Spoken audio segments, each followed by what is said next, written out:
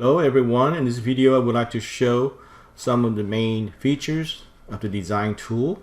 So they have the desktop version and a mobile version of this ROBOTIS design tool. On the mobile side, iOS and Android version do exist. And they have online documentation, which is great. So if you go to the website, you see the whole design, all the manual, technical manual. You can see here it has 5 main chapters. The first chapter essentially show you how to use the top menu here. So you have a home tab or F1, the My Robot tab or F2, the assembly tab F3, edit assembly guide tab or F4, view assemble guide tab. Most of users will probably just use F5. So chapter 2 is a practice. You can see this is a big chapter. This one you want to use it to consult if you want to create your new robot.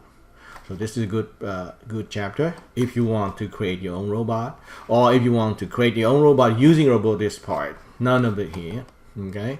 None of the existing from their gallery. 3, basically F2 here. See, this way you can edit your robot information and edit the part list. This is mainly if you create a new robot and you want to share with other people. You can do it with the ROBOTIS design tool.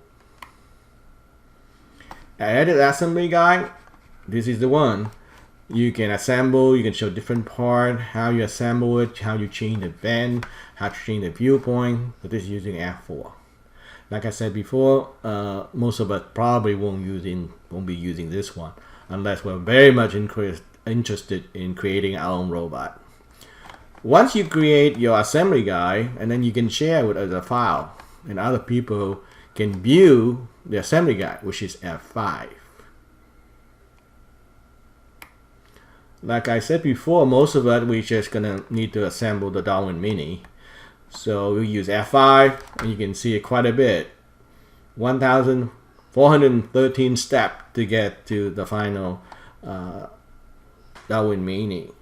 Okay, and the nice thing about it, because you can see that it's in 3D, you can use a mouse to move around. You can see how different parts come together real well. So this is a great tool for it. The only one thing that couldn't do is the actual cable routing of different actuator. It can only be shown properly in the quick start manual, which come with the kit anyhow. Finally, you can chapter 5 show you how to install the design software itself on the PC or on the smartphone, and you can go to this website here to download many things more than just software. Different software, different app, SDK, manual example, etc. Drawing, if you want to into 3D printing, you can do that also.